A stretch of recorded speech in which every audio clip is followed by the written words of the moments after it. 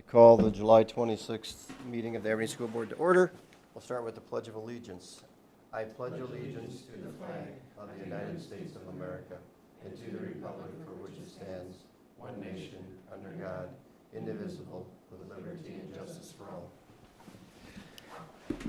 Roll call, please. Mr. Mark Murphy? Here. Mr. Andrew Miller? Here. Mr. Brian Sharp? Present. Mr. Aaron Schultz? Here. Mr. Brad Olson? Present. Mr. Dwayne Alm? Here. Mr. Kevin Burkhart? Thank you. Would entertain a motion to approve the agenda. Moved by Sharp, seconded by Miller to approve the agenda. Any questions on it? Hearing none, all in favor signify by saying aye. Aye. Opposed, motion carries. Persons wishing to address the school board? Have none. Board remarks. Mr. Alm. Oh, thank you. Just a couple of comments here.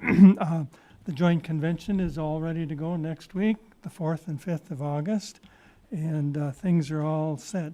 The opening general session will be at 9 a.m. on Thursday morning, and I think you'll find it a very interesting and a very well-done session. Also, at the Thursday noon banquet, we're going to be honoring administrators, school boards, and community service people. And we're kind of excited about, we're going to be honoring one administrator, Dr. Guffin, and we have a community service award winner again. And so at any rate, should I mention the name? It's up to you, Mr. Alm. You knew all the secrets. Yeah, anyway, because this person knows about it, and Okay. It isn't, secret information at this point, but Mr. Gene Burnell is a Community Service Award winner, and so I don't know about the rest of you. I'm very excited about the convention, and anytime you can have the Aberdeen district involved, and the name keeps popping up in various ways, it's really a winner, I'll tell you. It's like being in first place in the conference. It really is, and so it's very good for the rest of the state to hear about the Aberdeen School District. That will take place at the noon banquet on Thursday. Anyhow, we'll look forward to that. Our board of directors is going to be meeting all day on Wednesday, the 4th. And one of the big items, we have the resolutions and standing positions and with us, and we've been taking a look at them through the email process and so forth. And I believe we have 4 or 5 new resolutions, and we have several amended ones that will kind of regulate ourselves with what the state legislature passed. But we'll go over those at some other point down the road. Our board of directors will approve of those resolutions and standing positions before we leave the meeting on late Thursday. So we'll look forward to sharing those with you at a later date. That's my comments. Thank you. The only thing I would add to that is I think that on Wednesday, I forget the time, maybe 5, there's Mr. Jim Holbeck, who works for, Yep. so there's a new school board session, or for existing board members, or The new school most of board. this board has been on the board for a few years, so, but he's talking for an hour and a half Yeah. on different issues. It'll So be from actually 3:30 to 5, and then I think the board presidents and vice presidents workshop for those that wished to be there would start, I believe, at 4 o'clock and end about 5:30. So that would be after our board of directors meeting has ended. So, but should be a great 2 days. And so, thank you. yeah, thank you, Mr. Ohm. Mr. I Murphy. got a chance to sit in the back of the room and listen to our new athletic director address the coaches today, and she did a really a nice job. I really feel we're in good hands with Dawn Seiler in that position. So off to a good start. Super. Looking forward to a winning year. So, thanks. Appreciate your comments. Anybody else?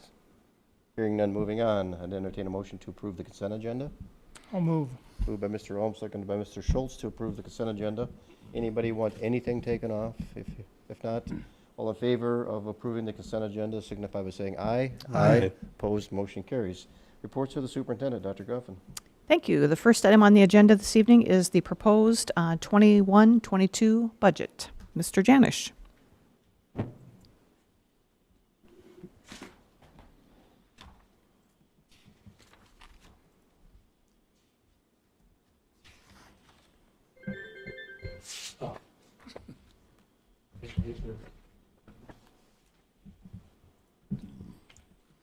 The 2022 budget includes a budget timeline that's basically dictated by South Dakota law.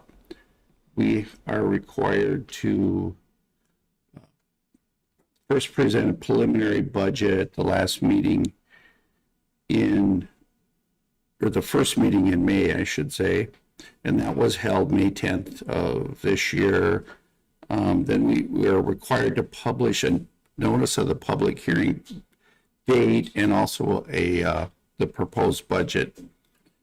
And that has to be done by July 15th, and we did do that in not quite July 15th, but a few days before that. And then the public hearing, which is what this presentation has to be held by August 1st of each year. And then the final budget needs to be adopted by October 1st of each year. And we normally do that in the last meeting in September. I did want to quickly review the 2021 fiscal year, which was an interesting year due to the COVID funding that we received. We had budgeted under the revenue section, we had budgeted $36,497,000, and that includes some budget amendments we did at the end of the year due to some of the grant dollars. We spent $35.5 million, so we spent 97.31% of the budget. Now, included in that budget was transferring $600,000 from the capital outlay fund to the general fund, and we did not do that because we did end the year with a surplus of a surplus budget. And also it includes the ESSER II dollars. We have $813,000 that were included in the 2021 budget. We did not spend that. That money's getting carried over to the current fiscal year. Part of the project, part of that budget will be used for the chiller project out at Central, which is about $700,000.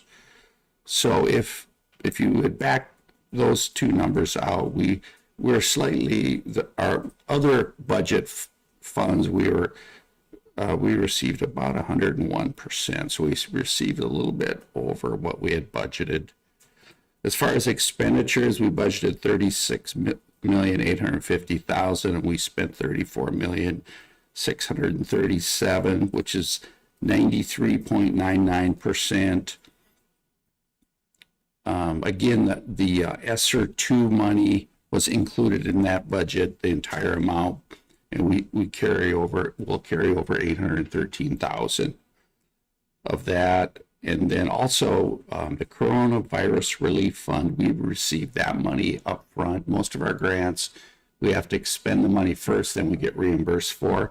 With this grant, the state just sent us all of the money, which was $2.2 million approximately, and we still have $574,000 of that money that we haven't spent. So those two numbers came up to almost $1.4 million. So if you would remove those amounts from the budget, we ended up spending about 97.7% of our budget, which is a little bit lower than we normally are over that 98-99%. So, but basically the surplus, we had budgeted for a deficit of $353,000, and due to the circumstances I mentioned before, we ended up the year with a surplus of $879,000. We have finished all of our accounting adjustments. We're still in the process of doing that.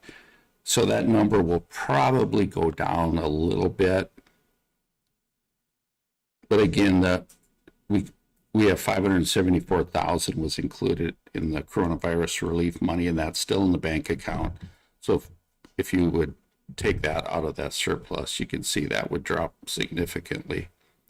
And then as I said, we spent about just under 98% of the budget. Yes. We didn't transfer the 600,000, but the reality then is we probably didn't even spend the $200,000 in contingency that we had. No, we had 200, and I think I transferred about 70,000 into areas where we were over budget. But if you back out the other areas, we virtually didn't even use any of that, or didn't, probably, Right, with that kind of surplus. right. Yep. The next page is the total budget is just under 54 million for next year. General fund is 31.5, capital outlay 8.3 million, special ed 9.8 million, and debt service is 1.6, food service 2.5, and other enterprise is 48,000. So total of 53,958,000. We have received information that we're eligible for $6,067,000 in the ESSER 3 grant. And I did not include those dollars in this budget for a couple of reasons. One is we're still building the budget on that, and 20% of it has to go to learning loss, and so it's going to take a while to get a budget formatted or finished on that. And the other thing is we have until September of 24 to spend that money. So, we may not spend hardly any of it next year, depending on what we decide to do. So that was kind of the logic of that. Mr. All. Tom, a question on the ESSER 3, and maybe Dr. Guffin can respond too. I know some of it has to go for the learning loss. Would there be, and I know that's in progress, probably some planning, will likely we have any programs that would happen during this school year, or is it likely to occur next summer? Or is that unplanned yet? It is our plan to have something to you on the August 9th board agenda, but we would be offering likely some tutoring types of things during next school year, and then moving that forward through the summer and the subsequent school years. So we'll have a decent start on that then. Yes, yep, Good. yep. Okay, thank you. This ESSER 3 has more strings attached to it, correct? I mean, as far as how you can use that money. Okay. Yes. There are lots of boxes to fill Okay, out. that's what I- And there's a deadline to get the plan into the state, so they're August 20th, August 20th. which is a Friday, before our board meeting. The Yeah. next slide is just the changes from last year. The general fund budget decreased by 5.2 million. And most of that is due to the coronavirus funds we received last year. The capital outlay shows an increase, and again, that was due to coronavirus funds that we're going to spend next year in capital outlay. Special ed has an increase of 400,000, which is about 4.5%. Arena fund, no change there. Debt service stayed about the same. Food service stayed about the same. And then other enterprise did show a decrease. In previous years, we had preschool kids that basically were in class with the special ed students, and we're not doing that for next year. So that's why the drop. And they paid a fee for that. As the federal government subsidized student lunches, things like they did last year to that degree, or about the same reimbursement, or? We're getting more. We're going to get more. Yeah, I'll talk about that later. Yeah. The ad valorem tax request comparison, basically look at what the local taxpayers pay last year and what it will go to next fiscal year. And that went from 22.6 million to about 23.2 million, which is an increase of 500,000, which is about a 2.2% increase. So pretty stable. The state sets those rates. And next slide is shows the tax values from one calendar year to the other.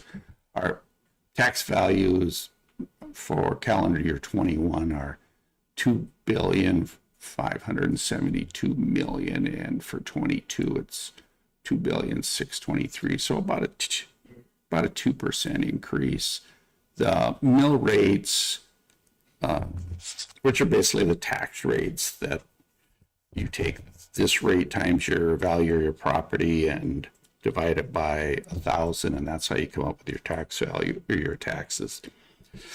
The ag amount, owner occupied and commercial, those are set by the state, and they lowered those all this year for next year by about 2.35%.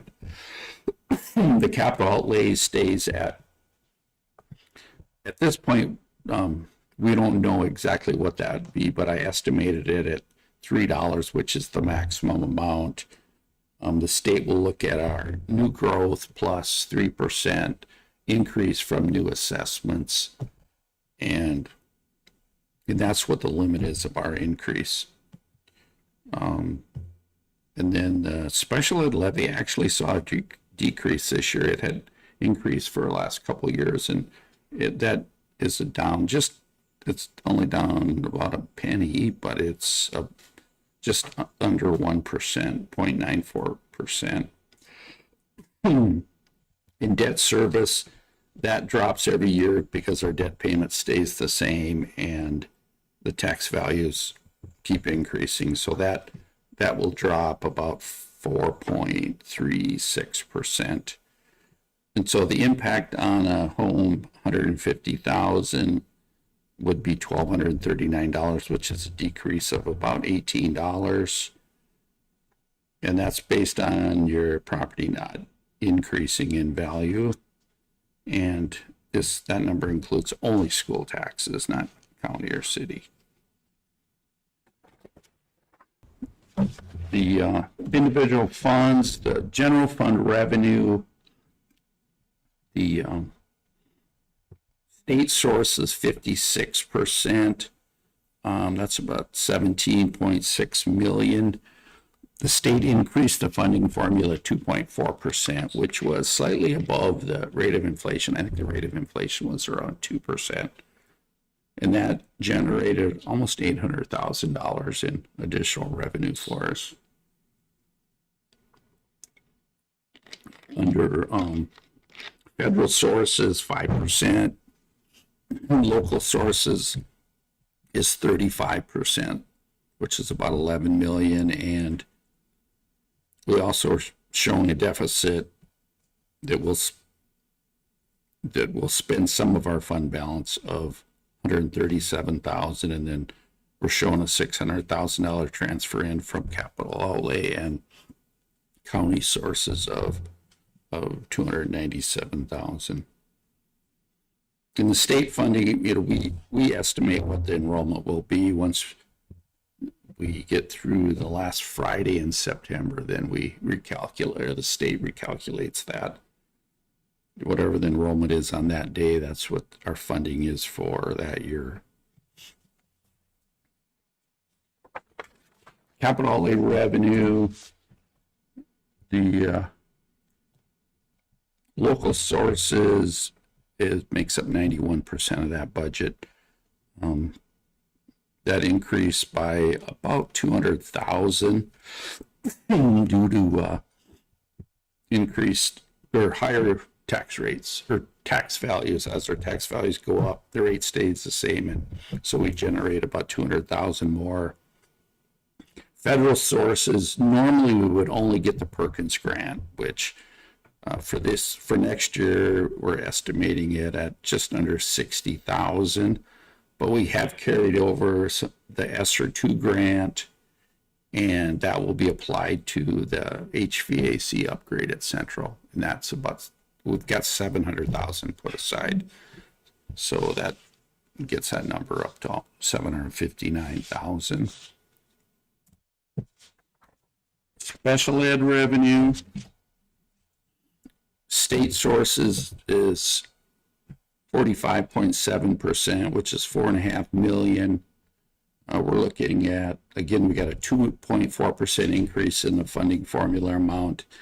The number of our students that are categorized as severe, each severe student, based on their disability, we get a certain dollar amount per student, and that actually dropped 12 students last year, and so that affects the revenue for next year, and that we are showing an increase in state sources of about 216,000, federal sources 1.2 million, and local sources about 4 million, and then we are showing it use part of this fund balance, $155,000.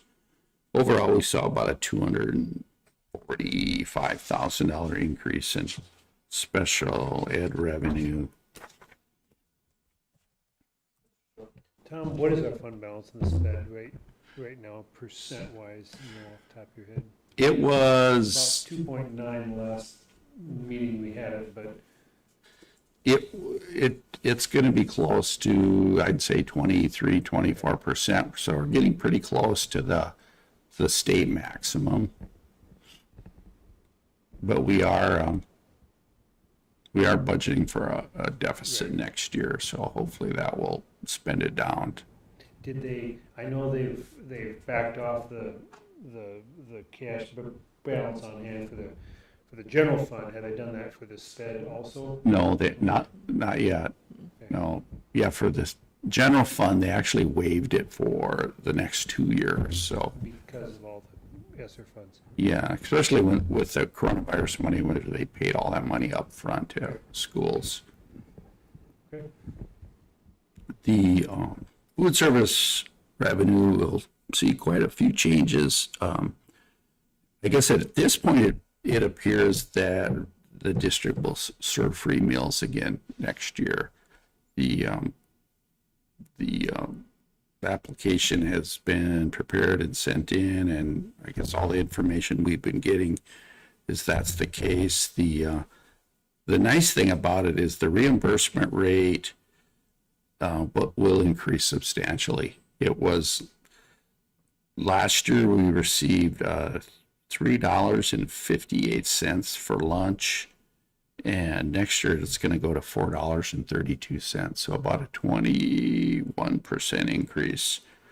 Breakfast, we have a severe category, and then we all have just a regular category, and one was $1.89, the other one was $2.26, and for next year that'll go to $2.46. So depending on between a 9 and a 30% increase. So that should help our fund balance quite a bit, because we did spend down cash the last 2 years with our food service fund.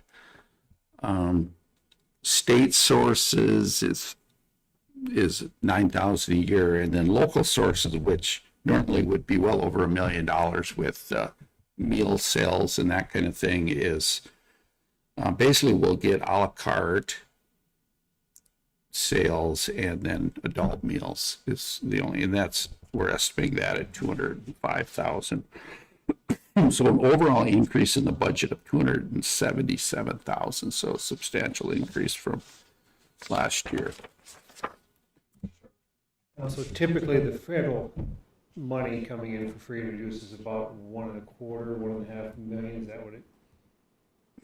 Yeah, in that range. Yep, yep. So, Yeah, normally the federal reimbursement and the meal sales are pretty close to the same. okay.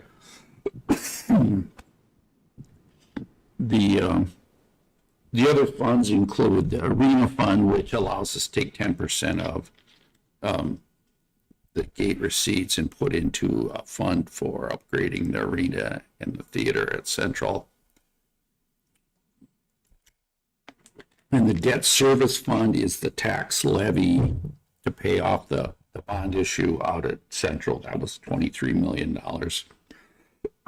That is 1.6 million, and then other enterprise funds, that is the driver's ed fees, and that's 48,000. I did do one graph with all of our revenue together.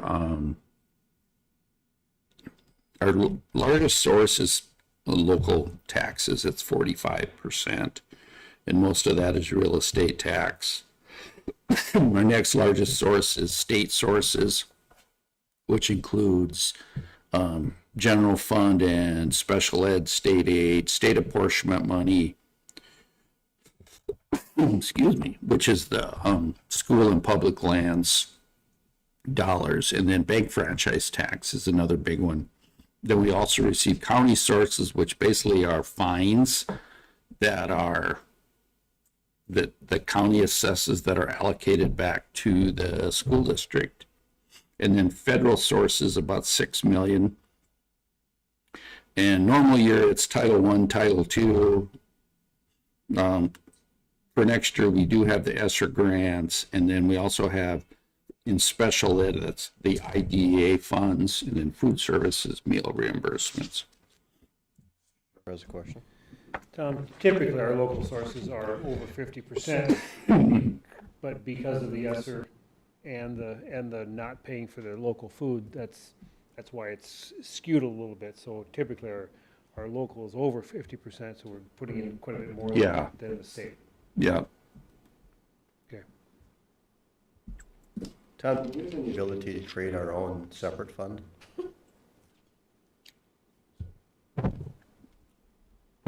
Well, Like general fund? that's a too? good question. We could create a special revenue fund if we had another source of revenue.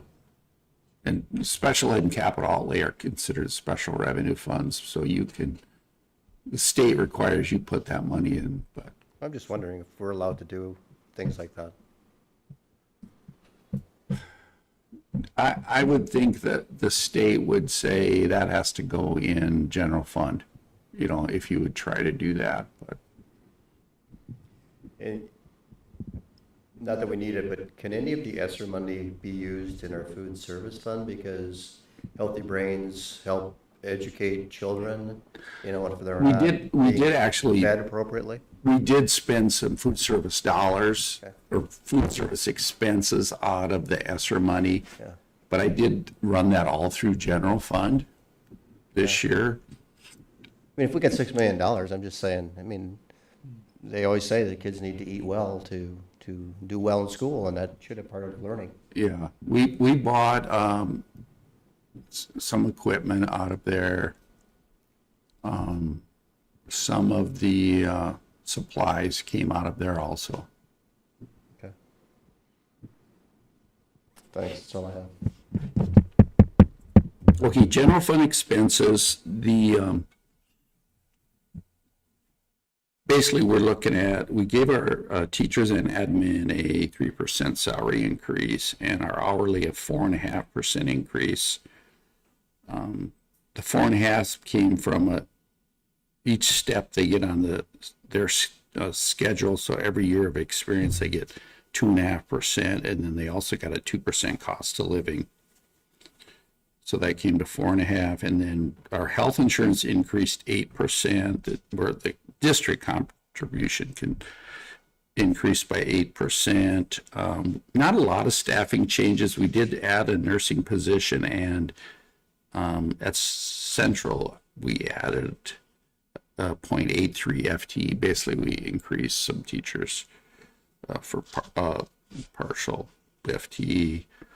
We shows a reduction in electricity costs due to the LED lighting. I did back that off a little bit because that project will be completed throughout the year instead of doing it all in the summer. At elementaries and ATEC and the DSC will receive new lighting. Just because of getting the lights themselves, is that why it's being backed off? We bid the DSC and ATEC first, and then the engineers thought it was better to kind of bid it over a period of time. And I think that was part of the reasoning. I didn't know I assume if you've got the bid and you've signed the bid that they've got the materials on hand or have them sourced, I'm hoping. Yeah, what they're trying to do now is we just bid Mike Miller, and they're going to do the other 5 over a period of, I think, every other week. They're going to bid those out. And they're hoping they can get more bidders that way instead of one big project. Yeah, it'd be each one would be a smaller project. Okay. And the price came in pretty good. We were really happy with that. Tom, where's the additional nurse going to be? Central and Simmons Elementary. Is there any been, I'm just asking, is there any thought to adding another position to address COVID if that raises up again, so that our superintendent doesn't have to spend all her time doing COVID? I mean, I'm serious about that. I think she's got better things to do than track down COVID cases.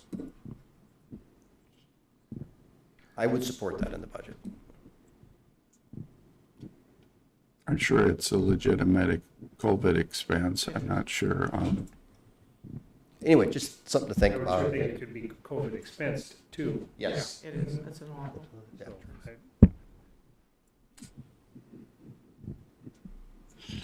And the biggest reduction was just the one-time coronavirus grant expenses. It was over $6 million. ESSER 1 was 836, and ESSER 2 was $3 million, and then the Corona Relief Fund was $2,170,000.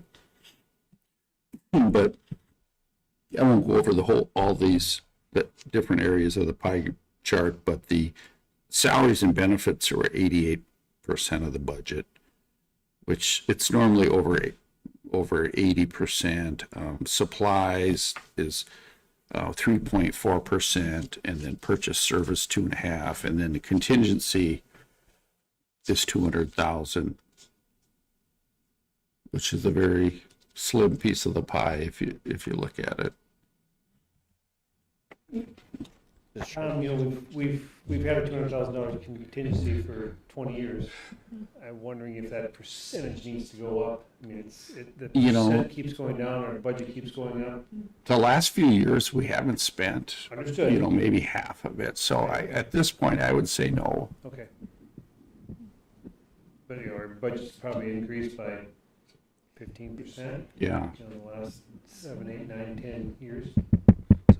The other benefit this year, though, is we didn't transfer the 600,000 from capital, Yep, which we yep. can use more than the 600,000 if Yeah. we're needed. For something. Yeah, so we already have that cushion in the budget. Yep. I know it's been higher than 0.6%. That's why I I know. Wondered. The capital outlay expenditures, here I break it out just by the different type of expense. The overall, the budget is 8.3 million. Building and grounds is 45%. That's 3.8 million. And debt service is 1,892,000, which is 22%. The debt service did decrease by approximately 36,000 with the Mike Miller bond refunding, so that did lower that. Doesn't seem like a lot, 36,000, but it's, if you pay that off over 15 years of the debt, that you're up over $500,000. And then library and curriculum, which is basically books and software, is 800,000. Other equipment's 300,000, and then transfer out, that's the transfer to general fund, that's 600,000, and technology is 800,000.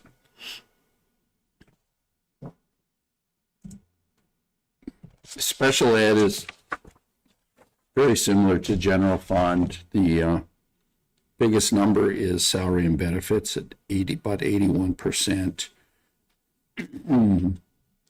Again, their salary increase for teachers and admin was 3%, 4.5% for hourly, 8% health insurance. We did add 2 teachers, FTE teachers, and we added an OT, occupational therapist, so that those were 3 positions we added. We also increased instructional supplies. The other budget part of the budget is purchase services is 16%, and then special ed or supplies and benefits is 2.5%. Food service, the salary and benefits is 44%, just over $1 million. Due to the management company taking over the operations of the food service program, we won't pay for a manager. They will provide that person or director, I should say, the director position, and so they would pay for. So our budget we saved in salary and benefits for that position. The employees that were employed with us at the end of the school year will continue as district employees, and they received a 4.5% increase and 8%, just like our other hourly employees. And no food costs for us next year. That will be paid by the management company. So those numbers should switch over the years as we move forward. Yep. And the purchase services, which is 54%, that includes the management company. They're going to pay for the supplies and the food, and then of course their profit margin, I'm assuming, is in there too. So that's 54%. Tom, so if we're getting paid by the federal government, just a bookkeeping here, I assume that money has to come to us, and then we will pay that to them Yep. after they buy the food. Okay. Yep, they'll send us a bill each month, and it's based on number of meals served, and then then we'll pay them, right after the board meeting, just like any other vendor. Yep. Have there been the food service agency, have they retained most of their staff from last year? Do they have an idea that our offering of them to stay as school employees, have it helped retain their staff? Most of our folks are coming back, Okay, if that's that's yeah, what- yeah, that's what you're asking, yeah. Yeah, we had, a few leave, some are moving out of town and for other reasons, but Any new hire from here on out will be their employees. yeah. Switch that. The other funds, arena fund, again, that money, we haven't budgeted anything for that the last maybe 2 years. And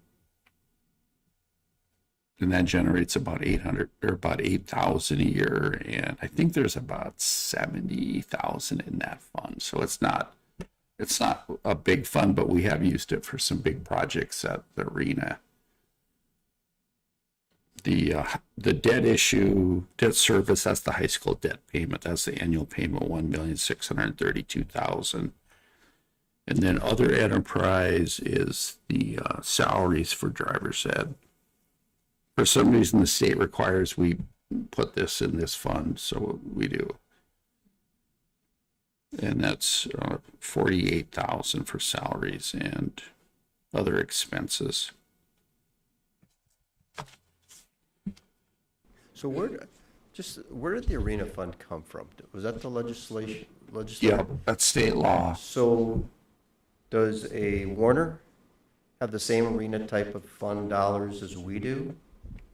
I mean, does everybody get $8,000? No, that's it's a our gate percentage of receipts. the gate. That's our gate. So is there a limit of what we can put in that fund?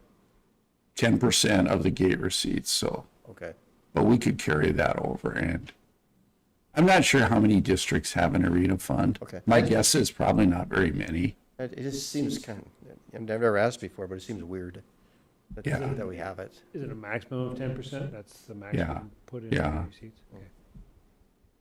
And, you know, the logic is with these gate receipts, you can use that money to improve the facility, but it's not enough money to really make any 10% major won't improvements. replace the scoreboard. No, and I mean, I know we redid the stage, and I'm trying to think some other things we did. Lighting in the arena. Yep, Lights and theater Yeah. lights over the court. I know, stupid question, but anyway.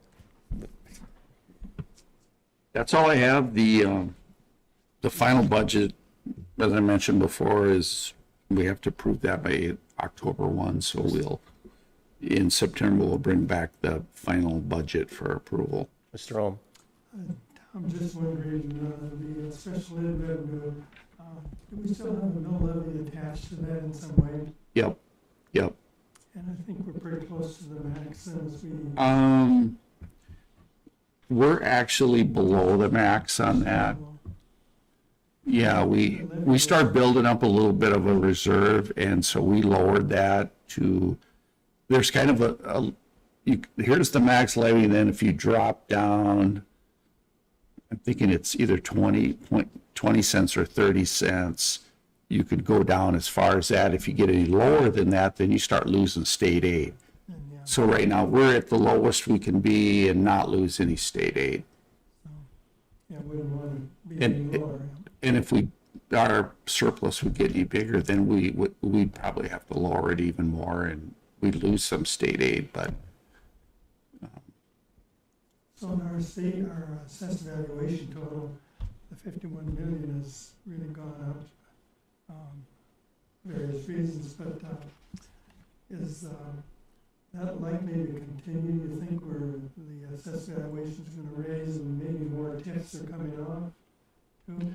I know you sent out a sheet. every year some of them come off.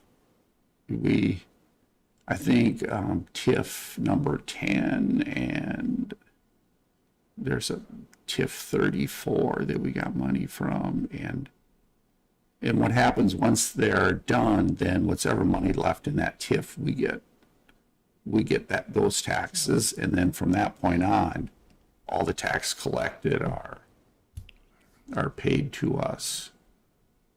I shouldn't say all the taxes, but the school tax. Yes, go ahead, I think, right? I think they're in the like 35 maybe is the TIF. Mr. Schultz. Back to the 2021 budget, of that surplus, is any of that from items that we were hoping to purchase that because of supply chain issues we weren't able to get yet? Or do we still need to purchase some stuff that we were hoping to get 18 months ago? Some of it is the technology is, things we were going to purchase this year, but we carried over. Can you prepay and keep it, I mean, Yeah.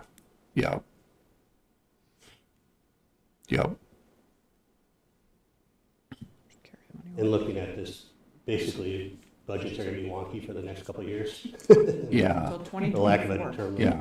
better terms. Yeah. That's more. Yeah. I mean, the food service budget is like totally turned upside down. It's hard. We probably won't be able to compare it for 3 more years, but Has there been any conversation on free food for school lunches moving forward beyond this year? honestly, there are some states that have already gone forward with it. I know California and maybe one of the Northeast states like Maine or one of those have actually approved it. I don't know how long, but When I was in Washington 2 weeks ago, we discussed this issue. I would say there was a lukewarm response to the request. Not a hard no, but Yeah, I think some parents will be, I mean, you get used to not paying it. Budgeted expense when you have a couple kids, so. It's going to be hard in a year to regain that yes. rate. any other questions regarding the proposed budget? Hearing, Mr. I Sharp, would move first approval, or I would move approval of the proposed July budget. 26, 2021. A motion by 22. Sharp, Second. seconded by Murphy to approve the proposed 21-22 budget. Other questions? Hearing none, all in favor signify by saying aye. Aye. Opposed, motion carries. Thank you, Tom, for presenting that. Okay, the next item on the agenda is the first reading of policy revision for policy JFAA and JFAA-R with Mrs. Call. All right, hello. This evening, I have two policies before the board for first reading. Both of these policies need updating to reflect the most recent legislative changes. Now, the first one, policy JFAA, admission of resident students. This I'm recommending some additions which would allow some flexibility in school admission for children of active duty members and then students who reside in foster homes. And then also in policy JFAA-R, the admission regulations, just a minor change, and that would be to update the legal references. Any questions? Move first reading. Moved by Sharp to approve the first reading, seconded by Schultz to approve first reading of JFAA and JFAA-R. Any other questions? Do we use this policy a lot? The foster student Yep. who may move in between districts, we have okay, used it for okay. that, yep. Military active duty, have not used that one probably very often, but I would say we probably make concessions Sure. to assist those families when we can, yeah, Thank you. so. Okay, got a motion and a second. All in favor signify by saying aye. Aye. Opposed, motion carries. Great. Second policy this evening and meeting update to also reflect legislative changes is policy JLG, instruction and program for homeless students. The recommended changes basically better define who is identified as a homeless student. And then also we needed to include the district's response for providing families a written notification during a dispute resolution. Questions regarding the proposed changes? I'll move approval of JLG. Got a motion by Ulm, seconded by Miller to approve the first reading of policy JLG. Any other questions? Hearing none, all in favor signify by saying aye. Aye. Opposed, motion carries. Okay, and the final item, is the second reading of policy BE. I move approval, Got a second motion reading. by Sharp, second by Schultz to approve the second reading of policy BE. Any other questions? Hearing none, all in favor signify by saying aye. Aye. Opposed, motion carries. Hearing no other business, I'd entertain a motion to adjourn. So move. Moved by Sharp, seconded by Murphy. All in favor signify by saying aye. Aye. Opposed, motion carries. We are adjourned. Thank you.